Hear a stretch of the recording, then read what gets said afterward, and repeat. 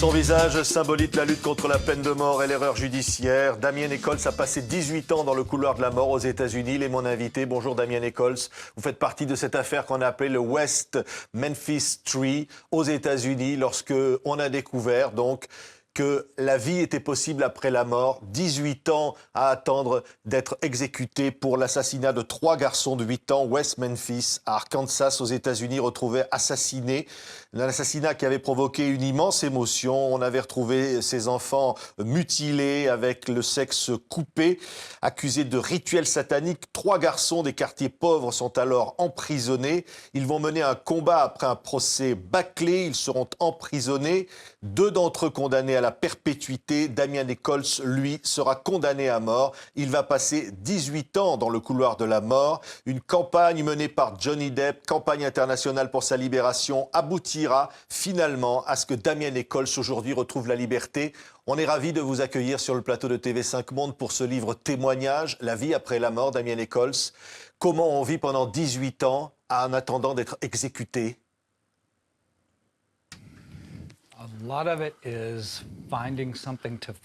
Il faut surtout chercher quelque chose pour se concentrer dessus, autre que l'environnement immédiat. Si vous passez votre temps à réfléchir à ceux qui vous tourmentent et à ceux qu'on vous donne, à ceux qu'on vous fait subir, on devient fou. Il faut se concentrer sur autre chose. Pour moi, c'était mes rapports avec mon épouse et ma pratique de la méditation. C'est ce qui m'a permis de continuer au quotidien. Vous vouliez que votre innocence éclate au grand jour et vous avez craint de ne pas y arriver et d'être finalement exécuté? Oui, tout à fait. Ça faisait si longtemps qu'on était en prison, 18 ans et 76 jours. Et l'État de l'Arkansas n'a pas encore reconnu notre innocence. Nous avons dû plaider Alford, selon la formule Alford. Je n'avais pas entendu parler. Ce que cela veut dire aux États-Unis, c'est que vous avez le droit de clamer votre innocence tout en acceptant de plaider coupable en même temps. C'est absurde, ça n'a pas de sens. Simplement pour que l'on ne puisse pas considérer que l'État est responsable de ce qui a été fait. Aujourd'hui, vous êtes libre. Ce livre est destiné à quoi, Damien Echols? À dire qu'il faut changer la situation aux États-Unis? Oui, tout à fait. Ce que je garde à l'esprit, ce n'est pas toujours très agréable pour moi de parler de cette expérience, d'en parler et reparler encore, mais ce que je garde à l'esprit, c'est que chaque lecteur pourrait faire partie d'un groupe de jurés et pourrait s'assurer que la même chose ne se reproduira pas. Donc, j'écris sur ma propre expérience, sur mon propre cas, mais mon espoir, c'est que cela puisse avoir des effets sur l'ensemble du système. Quand on voit les visages donc, de ces 3 gamins que vous étiez à l'époque, vous étiez issus de quartiers pauvres, Damien Echols, et c'est cela qu'on vous a fait payer? Malheureusement, aux États-Unis, le système judiciaire est fondé essentiellement sur la politique, entièrement sur la politique et l'argent.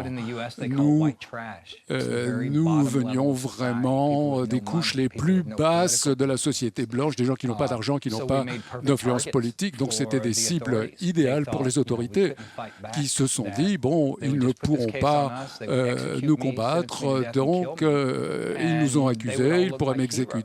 Et ça leur donnerait des allures de héros. Heureusement, il y a eu d'autres personnes qui avaient de l'influence et qui ont eu les moyens de nous aider, des gens comme Johnny Depp, les Dixie Chicks, Peter Jackson. S'il n'y avait pas ces gens-là, eh bien, je serais mort maintenant. Vous aviez été accusé par les médias d'orgie satanique, de sacrifice humain. C'est un État très conservateur, l'Arkansas. Vous avez payé finalement cet endoctrinement religieux? Oui, nous venons d'une région qui est très à droite, très fondamentaliste chrétienne, et tout ce qui n'est pas parfaitement conforme à l'idéologie dominante est considéré comme suspect tout de suite.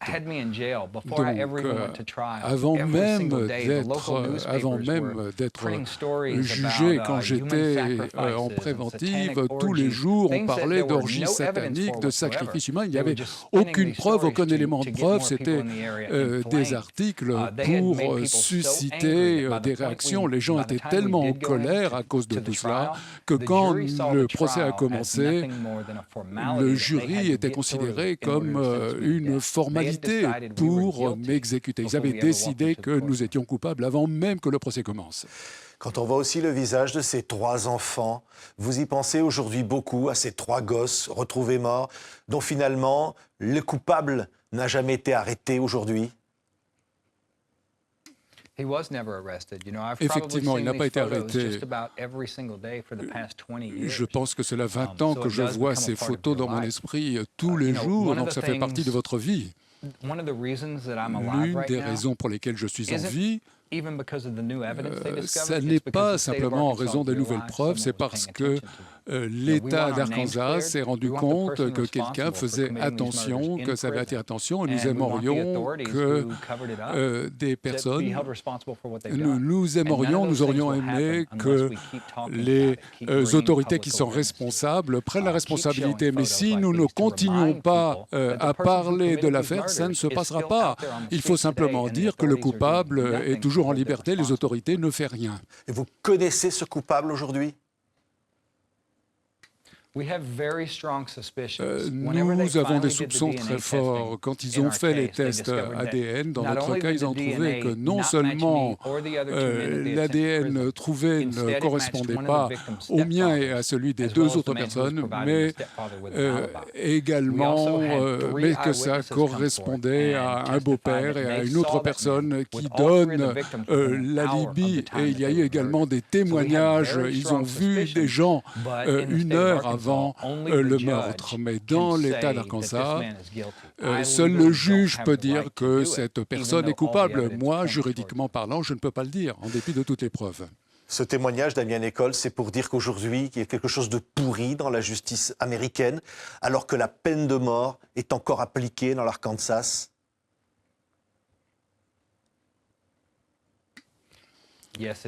Oui, tout à fait.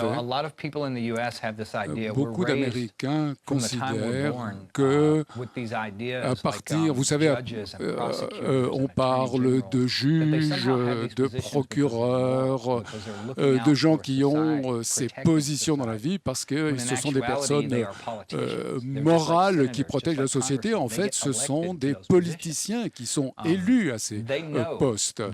Ils savent que si ils ont aussi, on voit qu'ils ont laissé un coupable rester en liberté et qu'ils ont condamné des innocents, ils ne vont pas pouvoir être élus. Donc tout dépend dans le système judiciaire américain de politique et d'argent. Merci beaucoup, Damien Nichols. Ce livre est un livre choc, La vie après la mort, 18 ans dans le couloir de la mort. Il est publié en France chez Ring, après avoir été publié dans le monde entier. Et donc, en attendant que Johnny Depp l'adapte au cinéma, merci beaucoup d'avoir été avec nous aujourd'hui. Merci beaucoup.